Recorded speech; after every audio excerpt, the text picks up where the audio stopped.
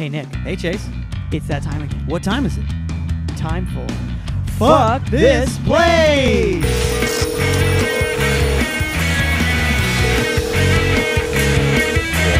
How you doing? Pretty good. Can't complain. You know, I was really hot. It was like hotter than I thought it was. Then I remembered I have an air conditioner. So Yeah.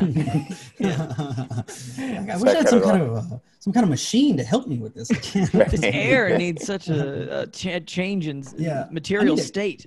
I gotta make the air colder somehow. Right. I don't love it, but it works, and I just kind of like forget to cut it on sometimes because I only need it for like maybe like in the middle of the day, and then other than that, I don't need it. Yeah. Whenever you go to a hotel, it's like their AC is always on roids. Yeah. When you come back home, you're just looking at your AC like, you know. You do your best, I guess. Yeah. It's like leaving the refrigerator door open. It's Yeah, like a home AC unit. I love how much hotels don't give a fuck about running that AC. They're just like running no matter what, any conditions. Absolutely. The fact that they let you control it, you know. Because I've been to some countries where they're like, this is what it is. It's like 72. You'll be fine. Yeah. Because you will. Like 72 is it's like a normal human temperature. Yeah, that's it's fine. warm. Mm-hmm. Right. Mm-hmm. But it's not like I'm wearing a business suit with a tie on, warm, you know, Right. or cold. Because some people will crank it to 66 if you let them, and that's, you know, that's a pretty big carbon footprint. Am I right, fellas? It's a big one. I think about it all the time. Yeah, think about it too much. Well, I guess we should intro the pod.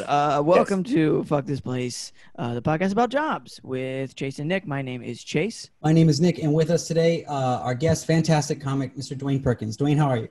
Oh, I'm great. Thanks for having me. How are you guys? How are you, Nick? Good. I'm doing good. I'm just hanging out every day of the week, waiting to do this show.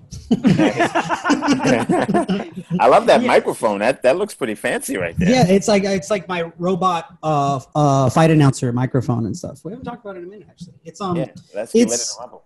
Yeah, it's I like it too. It's not very good. I wish I had a better one, but Well, it it's only gets the job done. $40 though. I feel like it's pretty good for being $40. Yeah, I just get like, go ahead, Dwayne. No, I'm sorry to cut you off. It's interesting because it looks really cool with that little blue light as well. And I just noticed you still have headphones in, and I don't know if you're using the microphone mic or the headphones mic, because we all have Apple AirPods on right now. Yeah. I am using this. It's taken a long time to figure it out. I've tried all the combinations. I've tried like unplugging my headphones and plugging them into the mic directly, and it just shot feedback at me. Ooh. And so this is the best I could figure out. I am jealous of most 14-year-old YouTubers who have a way better setup than me. So I just do what I can. I think there's a connection, and this might tie into the job thing. There's definitely a connection to sort of like when food is provided for you, it just seems like you can learn things better when you don't have to worry about where the food is coming from. You know what I mean? Yes, like, I agree with you. I'm very curious as to how this is connected to what Nick was just saying, but I absolutely agree with you. Well, he was saying 14-year-old YouTubers seem to get it down. And because they're being fed every day. Yeah, they're being fed. They're just being 14. They're not. They don't have to like pay a bill and figure out this mic. Yeah. Material goods are covered. That's why they're so much further in those video games than me too, actually. Right. I mean, yes, that is for sure why they're further than you on those video games. Jesus. Well, Dwayne, our first segment on every podcast is a segment we like to call Fuck This Place, ? Where we decide if we would work somewhere or not. So we've actually looked up some Brooklyn or New York Craigslist posts. Because you are from Brooklyn originally, is that correct? Yes, correct. I'm from Coney Island. Oh, yes. Coney Island specifically. Yes. Nice. So we got 3 job posts from the New York / Brooklyn Craigslist, and I'm gonna read 3 titles, and you're gonna choose the one you do not want to look at. Okay. And then we'll look at the other 2. So first job title is food mushing. Second job title is deepfake / face swap expert wanted. And then the last one is Brooklyn Crab is seeking host. So which one do you not want to look at? Food mushing, deep fake, or host? Wow, they all sound pretty good. I guess we can eliminate the Brooklyn Crab is seeking host. Yeah. We know that they're hosting people to sit down. Sometimes. We know that's a crab looking to invade your body. Yes. Okay, I'm gonna share my screen. Can you all see that? Awesome. Yeah, I can see it. Okay, great. So again, the title of the first one is Food Mushing, and this is supposedly in New York City. Oh, wait, actually, that's not true. And then the job post immediately starts and says, Food Mushing, Brooklyn. So lies to begin which for Brooklyn people is something. Sometimes you have to make that distinction. We like to drill down to the borough level. Yeah. I mean, there's a river in between. Seems like there's a jump that one has to make. Compensation TBD. So that's not a great sign. And then the next line says, if you have an interest to squish soft foods on camera, then 9 Mush is looking for you. Very sleek name for a pervert company. Right? Yeah, 9 Mush. It really does feel like like 9 Kush or something would be like a cannabis delivery service in LA. Wait, is weed legal in New York? No. I think it's decriminalized. Not as legal as it is here, but it's decriminalized, I think. Okay. And then it says, email us for more deets. Tight. Yeah. you love a deet. And we'll probably check out this website in a minute here. It says our website also is 9mush.weebly.com. Apply.html. I love that it's been a while since I've seen a Weebly website. Wix, is making turning the corner. They got Will Ferrell doing ads for Wix, but Weebly feels like a real absolutely live journal kind of era. And then it says, okay, so our website is also this website. I'm sorry, it's just hard to read this sentence. Our website also is, insert website, to put in an app. Okay, got it. And I think in this day and age where the word app is so often used, the word program and something that you install on your phone, spell out application. I mean, I don't know if they're charging you per letter. They're not. They're for sure not charging per letter on Craigslist. I completely agree. I mean, again, I understand they're a fan of abbreviation with the deets, but I would agree with you that app no longer means appetizer, no longer means application. It means a thing on your phone that distracts you and steals your data. Right. And harvests it for some means. Then, okay, so there's really only a few more lines here. This says, please be advised that not everyone will fit this role, and there are limited spots. There's also an FAQ page, so hopefully we'll get to check that out. Then, thanks for visiting. But there is like it's not actually an addendum. It's still a part of the main body of the ad, but I think they're trying to make it look like an addendum by putting asterisks around it. It says CLTOU compliant. Don't know what that is. Nope. And then it says underneath that, it says, we do not solicit for intercourse or anything else against the rules. So there's that. All right. Yeah.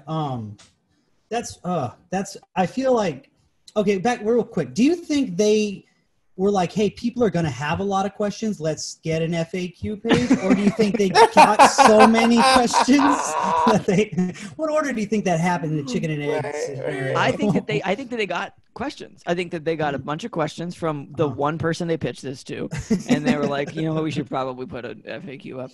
I am very curious. I understand that they don't solicit for intercourse or anything else against the rules. I would very much like to know what the rules are. Absolutely. Yeah. Mm-hmm. I think we should check this page out. So we're going to now 9mush.weebly.com/apply. And again, for those who are listening, we are at basically an extremely basic web page, like a blue thing on the top. There's a logo that looks like it says 9 or a backwards G, Mush. And it is also obvious they haven't made the logo transparent in any way. So it's a white background on top of a blue bar. And then there's just like an apply thing. Just absolutely. You know what they should have said at the bottom? They should have said, remember, employees at our company may ask you to mush, but no one's going to ask you to smash. Yeah. That would have been a little too groovy for them. Right. I mean, they're still saying... absolutely zero effort into that logo. yeah, it's super important. It's really, really important to note the Nine Mush logo is what appears to be clip art. I mean, it is. It looks like advanced, a G too. Yeah, it does look like a G. Mm-hmm. It's sort of like the Disney logo in that respect. We're like, what letter is this? Just nothing to like. This has nothing to do with the company or anything else. I hate their logo so much. Okay, good. I just think it sucks so bad. So then it says apply, and there's a bunch of stuff. But it says if you'd like to become part of the cast as a model, feel free to apply at the button below. However, spots are limited. Again, really emphasizing that they are limited. In which later we will be asking to produce a sample video to measure your performance. And then it says you can click this button to do it. Then underneath it, there's supposed to be an Imager. I've never pronounced that website out loud before. Yeah. Imager. It's supposed to be a GIF, but it is blank. So my guess is it was removed because it was porn or something. Yeah, I don't know. We are going to check out the FAQ. I don't think that this application means anything to anybody. And here we are at the FAQ. And wait, hold just real quick. It seems right at the top they're talking to you about coronavirus, and it's a little bit like, that's not why we came here. Yeah. Coronavirus. But we want to know what's weird about you guys. They got some pay. They do? Okay, good. We'll get to that. To start out, they do have some rather sober language for a company called Nine Mush. And essentially, they say that they're not wanting to risk people's lives, and they want people to wear a mask. And only one person can attend a production set. Anyway, what is the pay? Typically, at starting point, it is $50 for 20 minutes, but can increase over time. It's more of a contract rather than a gig. Seems like they're both. It seems actually more of a gig than it is a contract. This is due to low cost of posting videos and revenue structure, so it can reoccur. Then we are switching to use Cash App and Venmo. Will my face be on camera? Yes and no. Yeah, dude. Yeah. I'm gonna say that's gonna end up being more yes than no. Yeah, it says yes if you allow yourself to be, and no if you wish not to. This is where we list the question onto the form. I assume that's the application. Okay, well, here question number 3. How will I know if I will not be having sex on camera? Whoa. I think no. Well, here we go. Okay. We're just gonna read this text because I feel like we're gonna find something out. No sex on camera, as in no sex on camera. I appreciate that it appears that they're drawing a very strong boundary. This is a food mush only situation. And here goes their explanation. Sex is a tricky subject, and we get this. However, regardless if it is amateur or professional, sexual intercourse isn't something we had in mind. Now, while this is a different type of porn, yes, okay, it would be the same boring stuff you find on Brazzers, Pornhub, X videos, X hamsters, do support X and XX, and others if it, close to the end of the video, was straight sex. This is more specialized and to the point. Okay, hold on. Wait, at the end of the video, does that mean there's some kind of food money shot? I think what they're saying is, okay, I'm gonna now while this is a different type of porn, yes, it would be the same boring stuff you find on these websites close to the end of the video, if close to the end of the video was sex. So like what they're saying, I think is there are people who do food mush porn, and we're all finding this out, I hope, for the first time right now. But if not, it's fine. I don't mean to yuck people's yum. I really, truly don't. If that's your thing, by all means. But yeah, so I think on those other websites, on traditional porn websites, this is a person who's going to mush some food, and eventually, yes, they're going to have sex with somebody. And then these people are saying, we are not doing that. I see. I do want to just real quick though. They're like, I like that they started that with sex is a tricky subject after they brought up sex. Like no one was asking about. Anyways, but Oh man, this is a lot because I thought this was just going to be implied, but I didn't realize how into the weeds of like they were gonna. They listed so many porn sites. It really did. They listed more than I knew, and I'm not saying I'm an aficionado by any means, but it seems like they really had an extensive list. Oh, here we go. That one about the clothes? Yeah, I see that. Okay. Yeah, we're kind of scrolling through here because there's quite a few. It says, "Will you require me to wear the shoes or outfit before I show up?" And then it says, "What outfit?" The shoes or outfit? Like whatever they want you to wear. Yeah. Oh, maybe. They should have just said outfit, yeah. They should have just said, "No, this will tip off our neighbors." Oh my God. They may think we are running a prostitution ring if they see women in heels or anything related. Come in your everyday outfit. You may not notice, but due to our location in a quiet neighborhood, neighbors will ask questions. Again, you are not getting me on your side. Yeah. And I don't think you're getting other people on your side either. They're just taking the longest way to say that they are creeps. We're still being creeps about it. Like all these Karens don't want to shoot in porn next door. Okay, and I do want to see. Okay, we're in the frequently asked questions. Question number 11, not a question. It simply says, "I want to perform tonight." Give me the mush. Not a question. Then it says, "This is in fact not possible because there's a large number of folks that apply, and it is of the female base." Again, creeper. Major creeper, which is surprising to us. We have to determine who is fit for the set. And I'm sorry, it's surprising.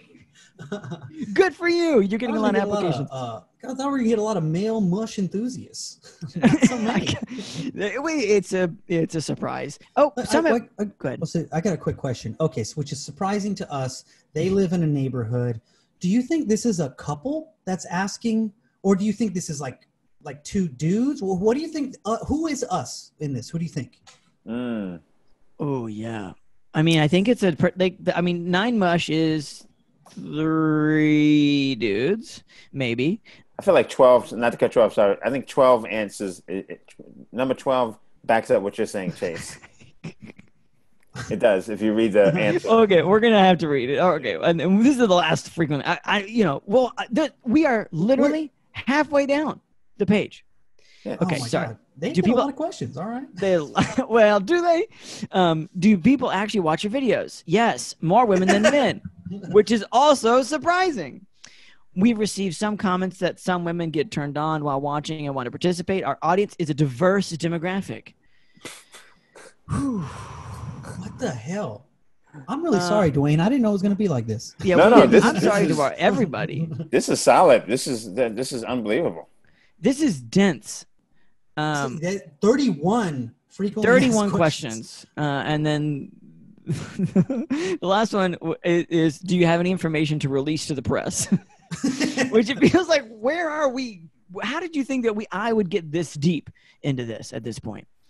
We are just going to say, what do we think, gents? I'm going to say no. I don't want to do it, but for different reasons than when I started. Yeah, definitely not. Did they ever say what kind of food you'd have to mash? Yeah. That's a good question. Let me see if I can just search. Wait, go back up there, Chase. It says I'm so sorry. Certain foods. Wait, what? I'm sorry. Did you fucking see number 18? Wait, the food could be better given to the indigent or the needy. So why don't you? There's a question about. Okay, I have to read it. I'm sorry. I'm really sorry that this is what we are doing now. Okay, number 18. We're backtracking now. Is the food could be better given to the indigent? I think what they mean is. Maybe that means hungry. I don't. Yeah, I don't think I don't know what indignant or needy. I think what they mean is again indignant. There's people need food. Why don't you do that instead? Nobody would ask that question. Yeah. How much food do you think these people are going through? So they think that people are coming up to their weird porn set and being like, "Why aren't you helping the homeless?" Correct. Yeah, and we're not going to go over their answer because it is too many words. And their bottom line is saying, like, they are going through some stats on hunger. And they call people sheep at the end, too, which is kind of crazy. They call people sheep at the end? At the end of that, yeah. We have goals or opinions. Oh, my God. You know what? Lions have goals and care little about the opinions of sheep that criticize them. Wow. This is getting very aggressive. Yeah, so as far as type of food, we don't know. We just know that they are not giving it away. And there's the thing that says if the food needs to be flat. Do you see this? Yeah, that's what I was looking at earlier. Yeah. It's like weird that there's like a little bit of entitlement to their weird mush porn. Like I think that honestly, these people might be very well established and we might be making fun of the kings of mush. Oh my God. The mush king? I hope so. Oh, man, they better be. If they've got 31 fucking questions, they better be raking in dollars. Yeah. You think we made an enemy with them, Chase? I hope not. Again, another enemy in the mush kingdom. Well, if we have to, we can form an alliance with their rivals. But I'm gonna say fuck this place. You know, I mean, there's no. I don't think I need a reason. I feel like we've pretty well covered it. Yeah. I don't want to go to that neighborhood. I'm out. Fuck this place. Great. Okay, so this next post, similarly short, and thank God there's not a link to go to.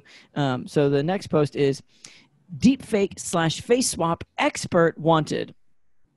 It feels like these are the same people. Right. For some reason. Okay.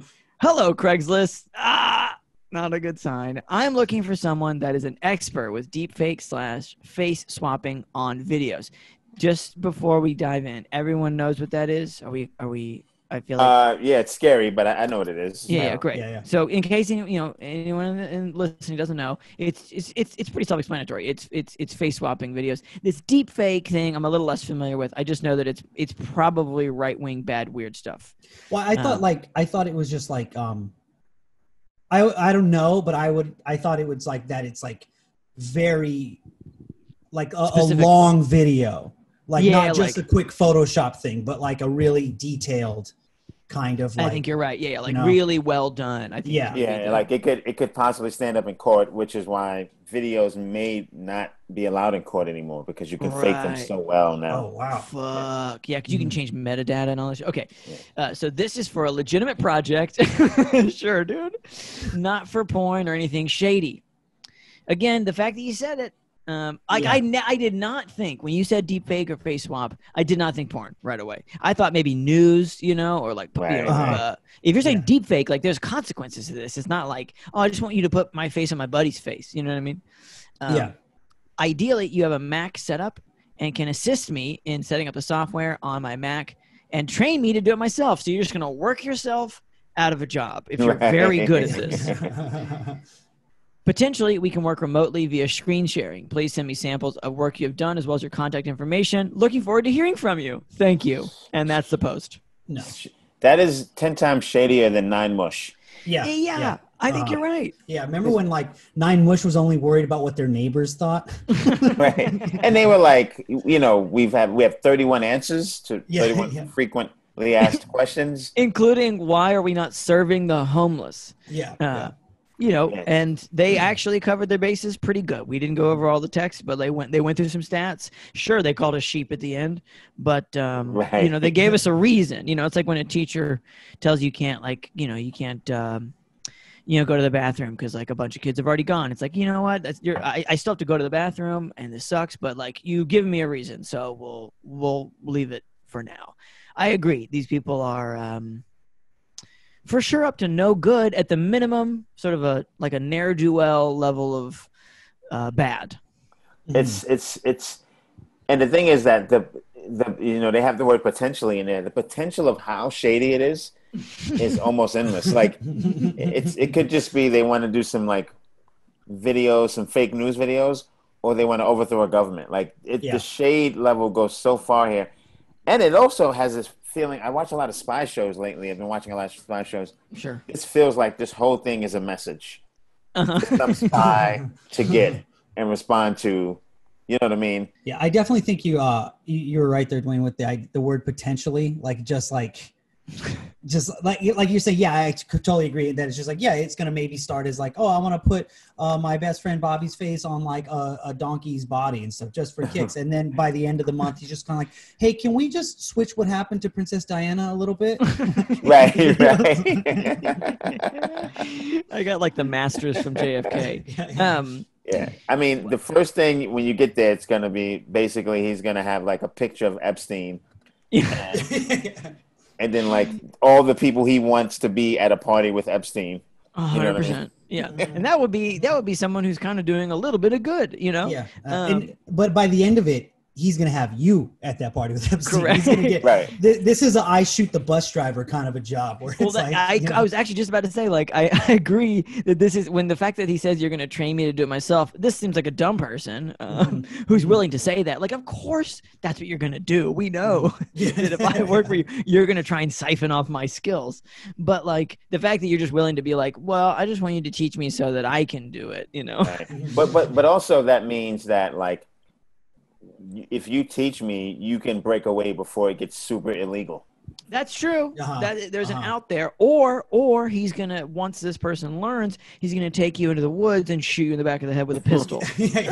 So, you know, right. It's one or the other. Right. It's that you get to get out when the getting is very good, or you're digging your own grave with every training session. Yeah. Oh, I have to cover my tracks and leave no witnesses. Yeah. It does say the compensation is TBD, so we don't have a ballpark for pay. Yeah, I mean, you know, I don't have the skills to do a deep fake or a face swap. I will say that I did Google it one time trying to figure out how to do it. Turns out it's pretty hard. Not something you can learn in like an afternoon. Right. Because I was trying to make like a funny video, you know, where like someone's face was on Steve Jobs or whatever. And obviously that fell flat within an hour. So it is a skill. But the thing is, if you are a deep fake expert, and like you said, Chase, it is not easy to do. I think you've got enough job offers where you don't need to scour Craigslist. I think you're right. To help this guy out. And if this guy is a real player in the game, he can get at you. He doesn't need to. He can find you. Yeah, there's forums, I assume. There's like dark versions of Reddit where you could find this. I agree. This is the wrong venue. You know, if I was you know, helping this person with marketing, I would say I think you're looking in the wrong place, pal. Yeah, this is dark web kind of stuff. Even 9mush is okay. Yeah. 9mush is fine on Craigslist. Right. But this is too far. Yeah, I'm out too. I don't want any part of it. just for the getting shot in the back of the head thing, I think you definitely can see that happening. You just get a couple weeks in and then you realize like this guy changed his phone number on you or whatever, you know, and now you're the suspect in all these crimes from the past. You need to put something in a lockbox somewhere and give the key to someone. Yeah. and you need to tell them day one, shit goes down, that information is getting released. The name of every person that I've worked with since this contract began. Yeah, I will say that if this was a slightly different setup, I would be a bit of a sucker for it, just because I do like I would look at Train Me to Do Myself and think, oh great, I don't have to do this forever, and I would not read it properly as I'm, you know, this person's gonna hurt me real bad. But obviously it's a fuck this place. I don't have the skill set, and I appreciate the thank you at the end, but I don't think this person is particularly polite. Yeah.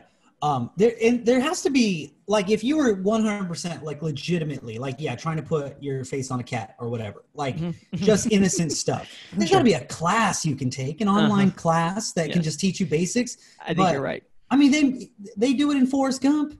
The technology, there's got to be legitimate ways of doing this. So to just like, it just goes, I'm going to a shady neighborhood called Craigslist because I want to find someone who knows how to do this. That's also probably into what I'm into. So, right. And so again, wrong venue. Yeah, no, that's what I mean. It's just like, there are legitimate like places you can find help to learn to do stuff that you can then take to do whatever nefarious activities do nasty you have. Stuff. Yeah, I think you're right. You want to get right. This guy wants to get right to teach me how to do evil shit. Yeah, this guy doesn't even want to put in the legwork, and that sucks. Yeah, and he doesn't have the decorum to say Photoshop, and then He could have said like really good at Photoshop, and then Right. kind of would, you know what I mean? Yeah, you're right. He's too dumb to like sort of like bait the line a little bit. Yeah. So fuck this place. Yeah, fuck this place. What's up, everybody? What's going on, guys? Wanted to remind you that you can text the podcast anytime you want. Night or day, whenever the hell you want. It's fine. It's the number is 470-BAD-JOBS. The actual numbers are 470-223-5627. That's the number. So yeah, anytime you want. Like I said, middle of the night, whenever. We don't got jobs right now. Whatever's going on with you is going on with us. I mean, absolutely. Maybe you still have a job and it's like shitty. You can tell us about that. Maybe you don't have a job and it was shitty before. Maybe you're getting one of those weird like temperature forehead checks right now. For sure. And you want to pull out your phone and just say, you know what, fuck you guys. I'm going to text 470-BAD-JOBS. 470-223-5627 is the number. That is the number. And you can also call us if you want, but I mean, whatever. It's your choice. That's the point here. Dwayne, what is the first job you ever had? I thought about this, and I don't want to be shady, but I'll give you a choice of what we talk about, because I've had like summer jobs, I had after school jobs. Chronologically, I would say it might be a summer job. So I had a summer job, sort of grooming a park, like cutting bushes and things of that nature. I get landscaping. I also worked at Toys R Us. I also worked at a restaurant called For Goodness Steak. For goodness steak. For Goodness Steak. Yeah, it was like a fake sizzler, and I worked there. Okay. So I consider all three of those like my first jobs, kind of. You know what I mean? Okay. Well, how old were you? Oh, sorry. Teenager. All of them teenager, like okay. 16, 15, 16, 17, something like that. Yeah. I years and years ago, I applied to work a job at the Toys R Us factory, and wow. And anytime like the place that like gets all the toys and then ships them out to the different. And so I remember walking around asking some of the people that were working there how they liked it, and they said it was like really hard work, but on the breaks they would always play with toys. Oh, nice. So I remember really, really kind of in the back of my head hoping I got that job. So Right. I think I'm personally most interested in the Toys R Us job and how that was. I think Toys R Us, it's a bygone era, and we would just, a trip down memory lane, just walking past all those N64s, Yeah. It was probably even before that time. Sure. Yeah, Toys R Us was a lot of fun. It was, I worked with my friends. It was oddly sort of like I'm from Brooklyn, right? And I'm from Coney Island. Coney Island is next to a neighborhood called Bensonhurst, which was super Italian. It's still Italian, but it's different now. But back then it was rough for guys like me. But something about Toys R Us, like everyone worked there, like white kids, black kids. It was a multicultural center. Italian, Irish, like everybody was there, Jewish. And it's sort of like this was this weird bubble that I didn't appreciate at the time. Especially given that outside of that bubble, like on a Friday or Saturday night, we had to get home pretty fast. Yeah. Wow, that is beautiful and horrifying at the same time. The power of a Nerf football, though, huh? Bring everyone together. Well, I remember it was a great break room, and the girls were cute, and it was really cool. Yeah. Wow, it seems like their corporate culture really shone through. Yeah, I some think way. so. I didn't work the floor though. So like you were saying, Nick, I worked in the stock room. Oh. And so basically what that was is someone orders a bike. Yep. You have to go find where that bike is. And And then you throw it down the chute. there's a chute? Yeah, like there's a metal bikes, like a slide. bike slide. Oh, yeah, it's like a slide. Is it still fun? Even a slide, it sounds. That's got to be fun. No. Yeah, you just throw everything down there. Yeah, you just. Oh yeah. Oh man. And that it's also like where I first started to listen to, not first, because junior high school is the first time I went to school with white kids, right? And I was already getting into all different types of music, but I think the soundtrack of Toys R Us, there was all these songs I'd never heard of before that I really thought were cool. Yeah. I remember songs like Brandy. I never heard that song before. Toys R Us. Sure, yeah. You know, the sailor says, Brandy, you're a fine girl. I was like, this is amazing. Yeah, And then, just like that weird, like it's like that. It's like it's that '70s like classic rock that like just like any group of white people. If you put that music on, they're gonna be like, no one's gonna say anything about it, but no one's gonna ask to change the channel. Yeah, they'll all be doing like white people winks at each other and stuff like. It was that kind of music. I mean, they would switch it up, but it was like a lot of that. And there was a Roy Rogers across the way, and there was a flea market next door. It was a lot of fun. I think the big like once they made me like they were getting ready for an inventory, and they asked me to clean like underneath the aisles. This is like where people shop now after it was closed. Yeah. Gotta be a bunch of stuff under there. Yeah, I just was like, I don't know. This just isn't. So I kind of half-assed it, you know. Yeah. Or I should say I didn't do it actually. Yeah. So, you kind of like took a broom and just like swept like just so you couldn't see underneath maybe. But that's the thing. It wasn't even a broom situation. Like they wanted me to get down there and really. Yeah. And I just thought I don't know. I just thought like no. And yeah, just no.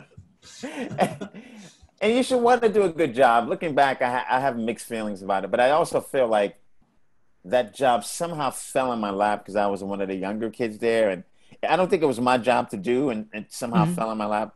And I wasn't. I don't think I was there that long after that, but I had a good run. And the crazy thing is, I was the only one who didn't steal.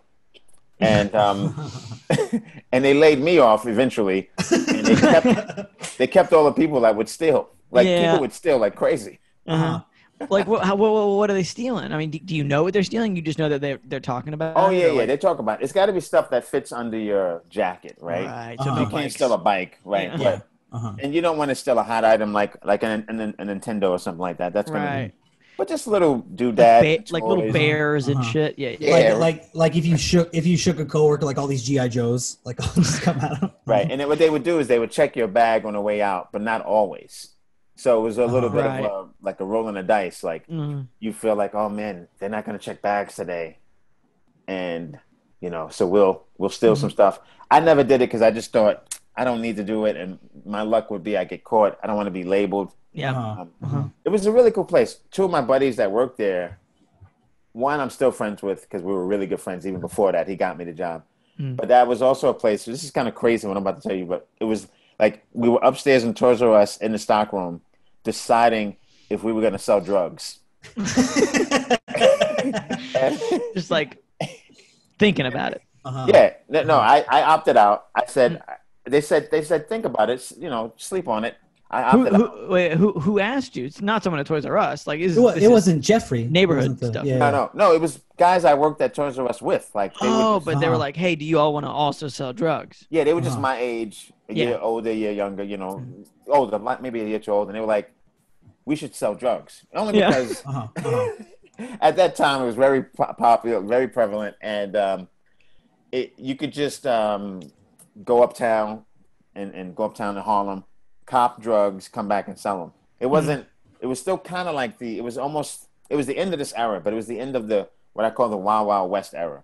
Because after that, you couldn't sell drugs if you wanted to. Like you had to sell drugs for that guy. Oh, right. Oh, okay. This is like an entrepreneurial zone. Yeah. This is sort of like, and my buddies, they did it. I think one actually kept doing it. He went to Philly. He kind of, I don't know what happened to him. I think last I heard, he was kind of big in the game. And then my buddy, he did it for a little while, then he stopped. But yeah, he said he told me a story about going uptown into Washington Heights. That's where you would cop, and just how horrifying it was. And even when later on, like years later, I moved to Boston, and when I would drive back home to New York, every now and then I'd go a different way, and whenever I was in Washington Heights, like just in my car, literally someone would come up and offer me drugs. Right. But like they say fish scale, like I don't know if that's heroin but they would like offer me not like, you know, a joint, but like a large amount of drugs. Right. Like, would you like to start dealing drugs today? Right. Like it was kind of like Mary Kay kind of. I was gonna say it's like a multi-level marketing scheme. Like, would you like a fuckload of makeup? Right. Here you go. So you guys are like making me remember all this stuff about the Toys R Us. My favorite sorry, just real quick. So he's like, hey man, do you want to get into the drug game? And you're kind of like, no, I'm cool with just like getting these rollerblades off the shelf or whatever. Right. Like, so how did you say no? I just had a different trajectory, so I just was like, nah, I'm not going to do it. I was, like, I don't know why I had more hope than they did, Okay. And not that they were like completely in despair or anything like that. But they just had more of a more narrow sight for their own future. Yeah, I just think, like someone didn't tell them. I don't know. They didn't buy into like I think I would see the PSAs, and I would really buy into them. You know what I mean? So when I saw the PSA, this is probably gonna hurt me in the long run. Yeah, like users are losers and losers are users. Don't use drugs. Like that was my jam. I would sing it. So I kind of I don't know if it was like me maintaining my innocence, but I was good in school. I didn't know what I was going to become. I didn't know I was going to be a comic, but I just kind of knew it was going to work out, and I didn't need to do it. I didn't need to do that. Yeah. Was it like hard, like when your friend was like offering to get you into that, and you were just like, no, that's for losers. Right. Well, I'm still from Brooklyn. I wouldn't say that, but yeah. I was just more like, nah, I'm straight. I'm just kidding, yeah. Just the song's just in your head. Just right. Brandy's in your head. Just like all kinds of some Beach Boys in your head. And that's the thing. Like Dancing by the Moonlight. Yeah, they would play that. Absolutely, they would play that. So this there's a comic. I want to give them credit, but I don't remember the name. It was a female comic in New York, and she had the funniest joke back in the day about just say no. And she was like, it's too corny. It's too too dopey. It's like we need something else. Just like, so she said we should replace it with "Nah, I'm straight," because "Nah, I'm straight" means like sometimes I do it. I'm just not doing it today. Right. I don't want to have this discussion with you. Just correct. Like, you shouldn't be doing that. Yeah. A lot of finger wagging with the word no. Right. Exactly. Toys R Us was amazing. My favorite umbrella that I ever owned, I got from Toys R Us. All right. Oh, hell yeah. Let's get into it. Tell me about this umbrella. It was so heartbreaking. I left it on a train. Oh, fuck. I didn't steal it. I bought it, right? But here's what the umbrella was. When you opened it up, it was a Yankee hat. Like the whole thing was a Yankee hat? Yeah, it was like a hat with a lid, and you would just, and like, oh, man. I got so much attention. People were jocking me so crazy with this umbrella, and I left it on a train. I was just so upset. Oh man! Because you open that thing up and you would hope it would rain. Like, I just want it to rain. And you open that bad boy up, and people would be like, "Oh my God, look at that umbrella!" Yeah. And the thing is, now there's no mystery because I could probably find that umbrella on Amazon, like in 2 minutes. And then And then, like back then, if someone showed you with the umbrella, they're like, "Where'd you get that from?" And I was like, "Oh, I don't want to tell you." Now it's like, they just go to Amazon and they'll have it too, So there's no more mystery. But and Amazon is probably and Walmart is what killed Toys R Us to begin with too. So sure, I will say that Amazon has definitely killed the like majesty of finding a single item from a very large store that you assume other people can't have access to. It doesn't matter that nobody can get it. You just don't want anyone in your proximity to get it. That's exactly right. Because if you see someone else who has it, like if you were on a street and you see someone else who has it, then you're going to look at that dude like, all right, man, you know the secret. We're cool. Right. But don't ever talk to me. Like we don't have to know each other. I love the visual too of like you're like it's like a rainy day and your coworker's like Dwayne, we should start selling drugs. And you're like, nah, I don't think so. And you have this ridiculous umbrella. Like maybe your friend's like, maybe you're not a drug dealer. Like an umbrella that's like a bunny head with like bunny ears and everything. Yeah. I don't really want to run from the cops with a guy with that umbrella. That's exactly. It's slow. You definitely can't. You can't go up to Washington Heights and cop kind of drugs with a big. Either you can't wear a raincoat, you got to just get wet. You can't have a big stupid umbrella. Yeah. This guy tried to pay me with Jeffrey bucks. Right. Was that the name of the mascot, Jeffrey? Was he? Yeah. With a G. Yeah. And that was their currency. He had his own currency there. Yeah, I mean, why did he do that? You guys are taking me back. It was a melting pot, man. We would get Hasidic Jewish people coming in there all the time, and they were so pretty. And you would see these girls with these guys, and you'd be like, man, like. How did he the women would be so stunning and the guy would just be a guy. You'd be like, this is a great religion, you know what I mean? I would guess also that how close was the next Toys R Us?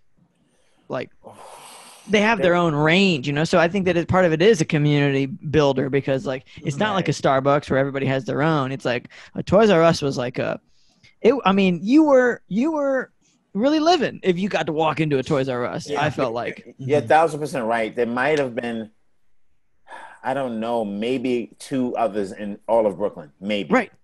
Yeah. I mean, like I grew up, in Asheville, North Carolina, and we had one Toys R Us, and I don't know where the other Toys R Us's were in other towns because this was ours. Right. This was the one. It's all we needed. Right. Yeah. No, it was a lot of fun. It was sad when I left. I remember also like I could see the writing on the wall because they hired this guy. I want to say his name was like Angel, maybe Jose. And I don't want to be racist, but he was a Latin guy, but he was older, so he was like. I looked at him like he was a grown man. He was probably 22. You know what I mean? But he had so much work ethic, and this guy was running circles around us. And it was like when we had to go get a bike, he'd get the bike, run back.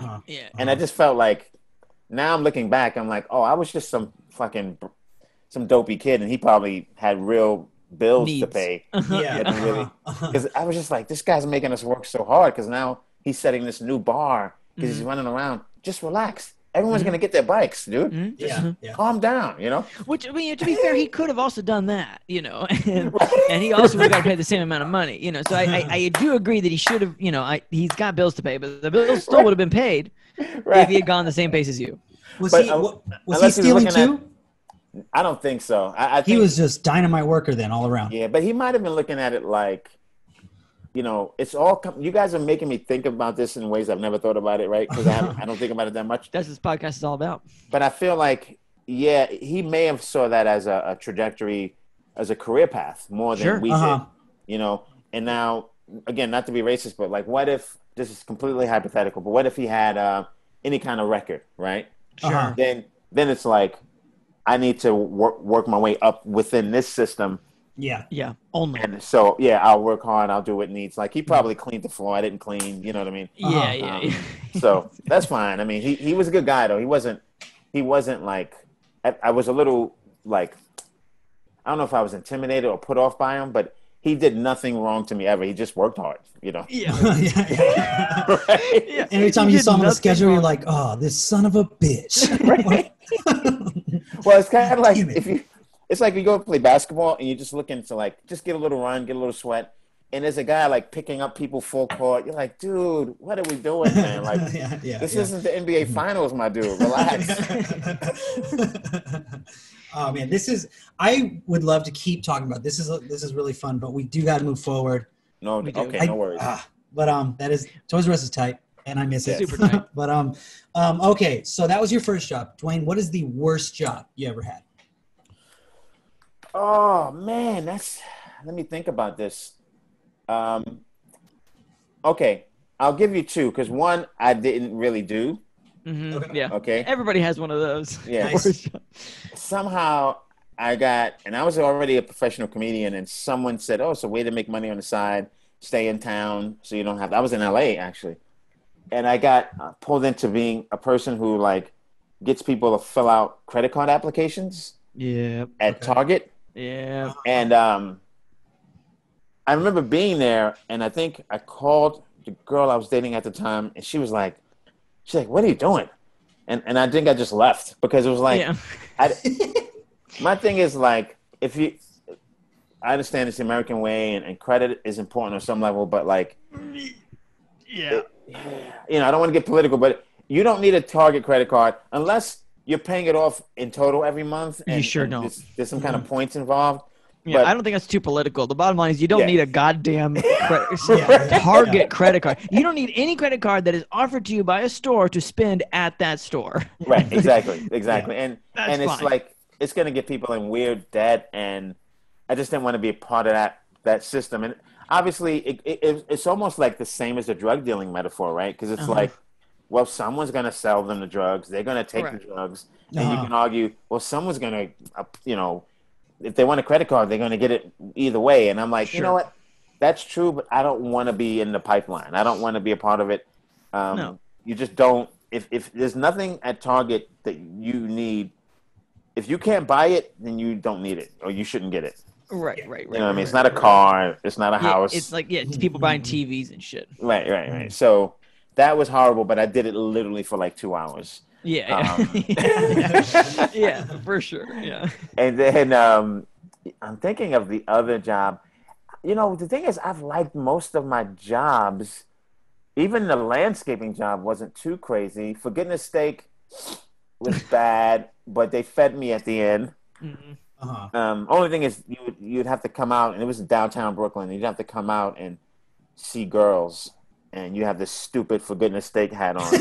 Yeah. And they made me scrape the posters off the wall once. You know how people have, like, there's a concert and they put up 6 of the same poster? Yeah. Yes. They would put these posters outside. And I remember sometimes they'd make me go and scrape them off. And that was horrible. I don't know. I also worked at I worked at a 24-hour fitness. That was bad, but. Doesn't sound good. Yeah. What were you doing there? Well, that's when I came up with the bright idea to work at a 24-hour fitness overnight. So it was like free gym membership, and I write screenplays at night. You know what I mean? Sure you do. Right. And I'm going to tell you, I'm from Brooklyn, and I'm from the projects. 24-hour fitness after 11 p.m. is a very scary place. It's half the people don't have memberships. Yeah. There were people stealing weights. Like, it was just like all types of craziness going on. I also did a security guard job overnight once also, but they fed me. That was also a little crazy. But the good thing I joke about that when we just read that 9 Mush, it reminded me of the security guard job. I remember going to get the job, and I joke about it on stage sometimes. I figure, I have a college degree and never been to jail. Yeah. Just I'll sit where you need me to sit. You know what I mean? Yeah. But the guy interviewed me like it was like a consulting job, like it was IBM. I just remember like looking at him like, we're gonna do this, like we're gonna push this hard on this. Yeah. It's like why security? And I was like, am I being punked? Like, why? I'm in a situation right now. That's why, but even then I had fun with that job.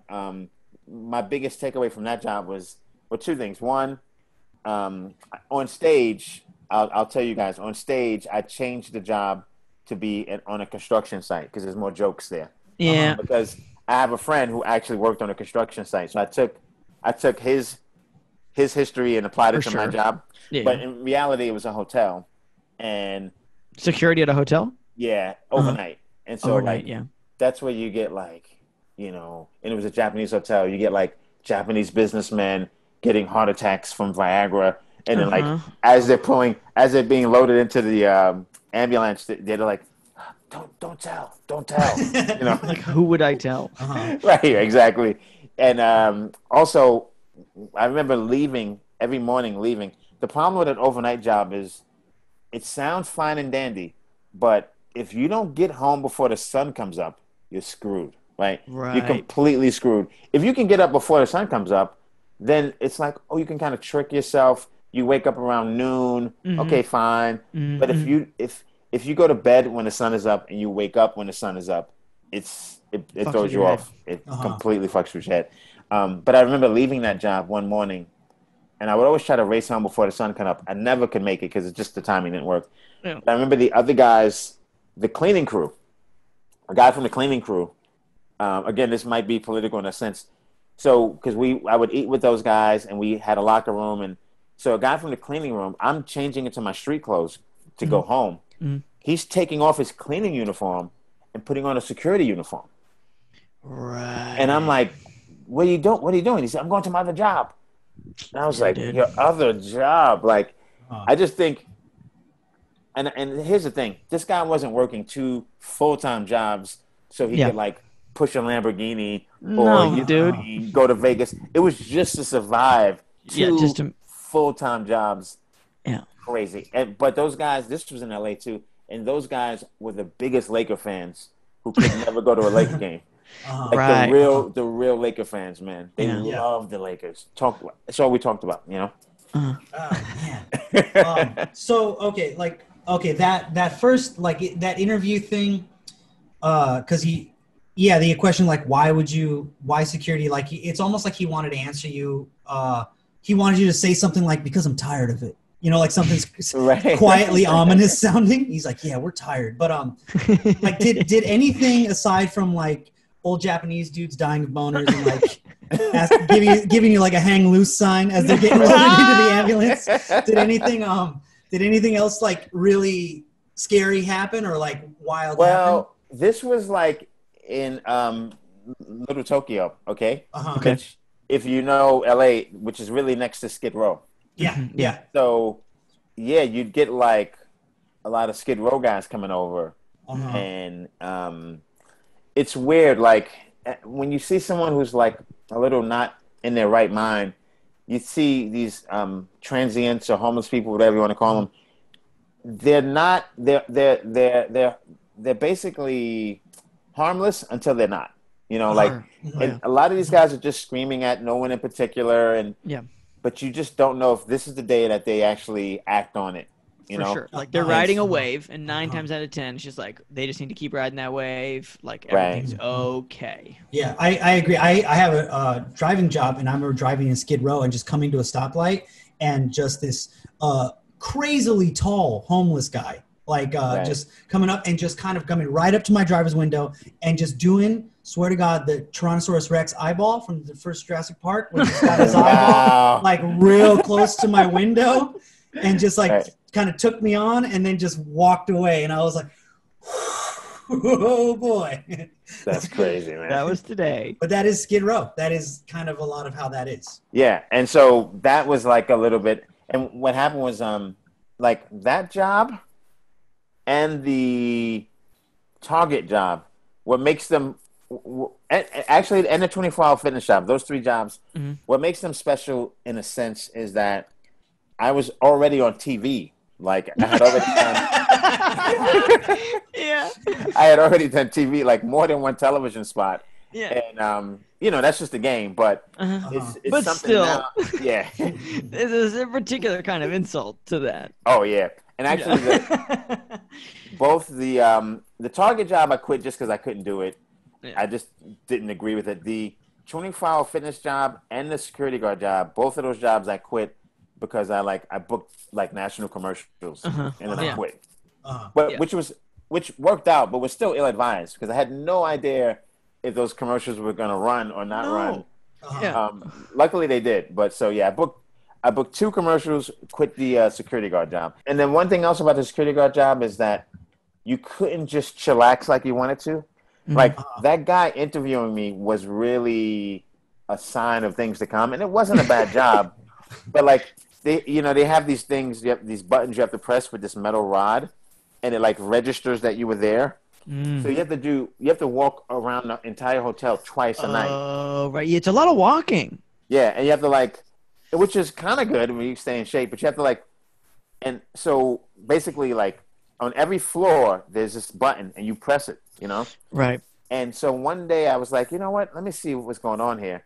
And I like skipped a floor or 2. But clearly you could tell that like I pressed on the 20th floor, 19, I'm going down. Yeah. And then maybe like I skipped 17, 16, but I clicked 15. Yeah. And I'm thinking, you could tell that I walked it, right? Sure. Sure enough, next time I walked, the guy put me in the office. Hey man, I noticed you didn't tap in on the 17th and the 16th floor. And I was like, well, yeah, but clearly you could tell. He's like, just press all the buttons, okay? Press all the buttons. Don't fucking fuck with me. Just press the goddamn button. Because if you don't press the buttons, I get in trouble from somebody else. Like nothing happens to you. I just get in trouble. Exactly. And I was just like, dude, come on, man. What are we doing? Like, so it was interesting. It was interesting, but it wasn't that humbling either. It was just something to do. It just the promise or like the narrative behind some of those positions is like, well, you're gonna be humble. You're gonna think about where you are. You're gonna like reassess, and you're just kind of like, no, this just fucking sucks. Like, and I want the fuck out of here, and I don't really care how. Right. Exactly. It's like you don't have sure you can walk the hallways and think about what's happened with your life at this point, but mainly it's just like, I just want this to not be happening anymore. That's exactly right. And the thing is, my thing is, it's not like if you're doing a job, then clearly that means at least at that point in your life, you're not above doing the job.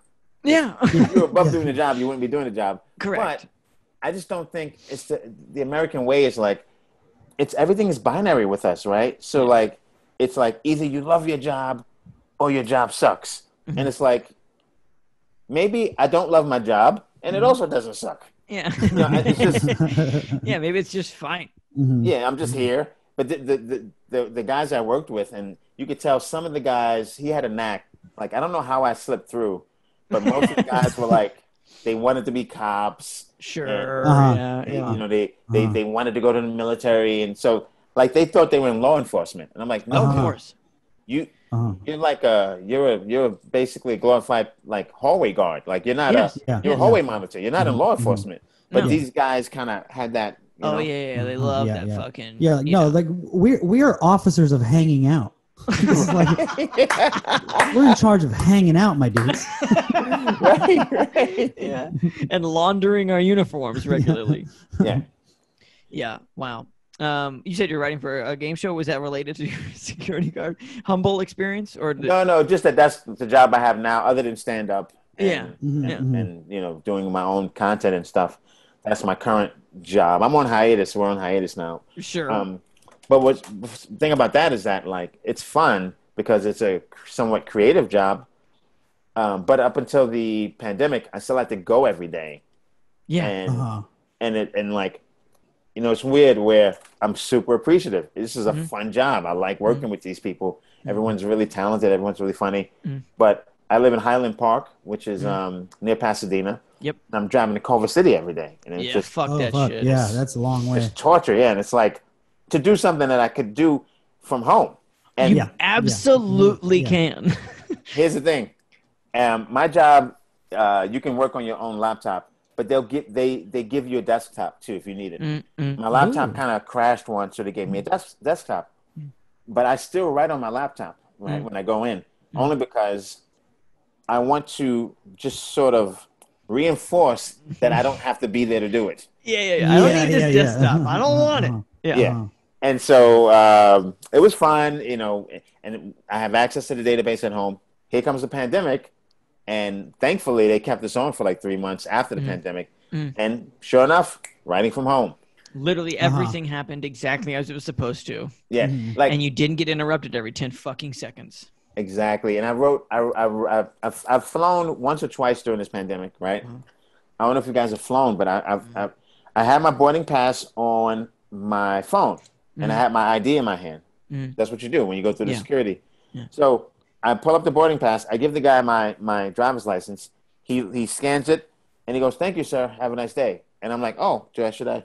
He's like, "Thank you, sir. Have a nice day." And I was like, "Oh, okay." And so basically now you don't need a boarding pass anymore because because you have the real ID or whatever. No, I just have a regular California ID, but they still have you're in their system that you're flying that day. Oh, right. They run your ID through the system, so. We didn't need that the whole time. That we should have been doing this for the last 10 years. Like, it's your fucking name and social security number. Like, there's not more of me. Right, exactly. And like, is this the guy on this ID? He's in your system that he's flying today, right? That's it. Yeah. So the pandemic is kind of, in a weird way, fixing up some of those things that, you know what I mean? That never mattered in the first place. I think for all the obvious pitfalls of it, the pandemic has just thrown a blanket of honesty on a lot of things. That's exactly right. It's exactly right. All right. Well, Dwayne, we always try to close the podcast with 3 questions. In this case, they're going to be a little. We'll work our way through them. And the first one has to do with your worst jobs. Let's just call it the security job. Yeah. We actually know this one because it's when were you done and how did you quit? Because you quit because you booked the commercials, even though you didn't know they were going to run nationally. You were just like, it's probably going to be enough because you get like a day rate, right? For the you get a day rate. I booked 2 commercials. I think I left it open ended because I still have the jacket. Always, yeah. Oh, you still got the jacket? Nice. Yeah. Like I'm talking like years later. I ripped off the patch. And I kind of just use it sometimes. You're like Captain America in the end of Avengers. Yeah. Right. Got the suit, just tore the patch off. Exactly. Okay. Well, then question number 2, I guess for the security job, but you could take this from 24-hour fitness or whatever, and maybe it's the jacket. But what's one good thing you took from that very bad job? Could be material or otherwise. I'll actually go with For Goodness Sake on this one. Okay. And what I took from For Goodness Sake, one, I got really good at that basketball game because we had one of those in the back. Oh hell yeah! Mm-hmm. Yeah, and you mean like those ones you can like put up on a door? Is that what you're talking about? Like a little door hoop? It's like a video game. It's like an arcade game. Oh, that game. And there's 5 basketballs and they fall down. Yes. You got to shoot really fast. There's a manager there who I could never beat ever, even once. But I took from that job. I got good at that game, not good enough to beat him. Mm-hmm. And I got into Steve Miller because they had Steve Miller on the jukebox. Yes. Yeah, very sort of like expired white people music, but right. good, but like beloved for a reason, like exactly. Bob Seger, yeah, exactly. You'll be like, fuck the fucking Eagles, and you listen to like their greatest hits. You're like, I know every single one of these songs, and they're all amazing. Right. Yeah, fair. Okay, well, last question, and Nick and I are retooling this one a little bit because it used to get a little too dark. And I guess we've kind of already been talking about it, but like, because of the pandemic, a lot of people's like creative dreams are kind of like on pause, or definitely in like kind of like on crutches, at the very least. If like, for some reason, things really don't get unpaused in like a really significant way, like, do you have ideas about what else you might get up to? Like, have you been thinking on like, what if I'll try this or Absolutely. Yeah. Well, one, on like a practical level, I would just do my own content because some people are really making the most out of this Zoom new way of life that we live in. So I would do that. But if my heart isn't in it, then I think I would do either real estate, but not like try to be a mogul, but just buy a few things up and to firm up some passive income. And also at the start of the pandemic, I got a little busy with other stuff, but I have a old programming book because I have a degree in computer science from many moons ago. So I dusted off one of my old programming books. I went to the Basic, which is like the Bible of programming, the C programming book. No one really programs in C, but I just started there just to sort of, and I'm like 3 chapters in, just sort of like going through all the exercises. And so I guess, if I could find something in that space, even I don't know if I could keep up nowadays, but maybe. Right. But I mean, like a couple classes and you'd be up. I mean, like I have a friend who like, he was like a linguistics major or something in college. And like he, I remember a couple years ago we were talking and he's just like deep in credit card debt and, shit was not going well. And he's like, I'm going to go to computer coding school. I'm going to turn this whole thing around in like 9 months. And he 100% did. Wow. That's dope. I mean, it's just like, I think for the foreseeable future, it's like, as far as, anything tech goes, if you have a skill set there and you can, bone up on like whatever's kind of essential to get started, like, right. You're essentially going to be fine because you get started and there's plenty of places to move because I think that's what he's done. Oh, I see. Just want to give you some encouragement. Thank you. Thank you. All right, ma'am. Where can people find you on the internet if you'd like to be found? I would like to be found. I'm Dwayne Perkins on Instagram. That's spelled DWAYNE. And DwaynePerkins.com. If people are into reading, they can get my special Take Note is available on various outlets. Definitely Stars, definitely Amazon. My book Zombie Run is on Amazon. I have a special on Dry Bar. So yeah, if they just type my name in, we'll put some links in the show notes to get started. Awesome. All right, man. Well, thanks for joining us, and fuck this place. Yeah, fuck this place, and thank you guys. You guys got an awesome thing going on here, and it was a lot of fun.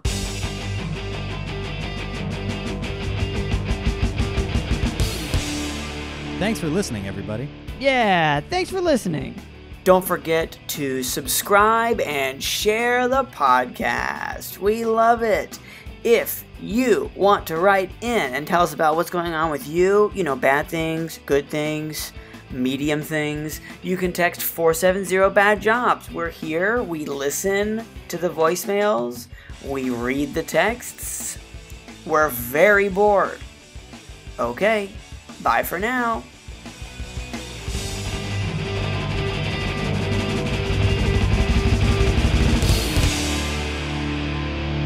Fuck this place.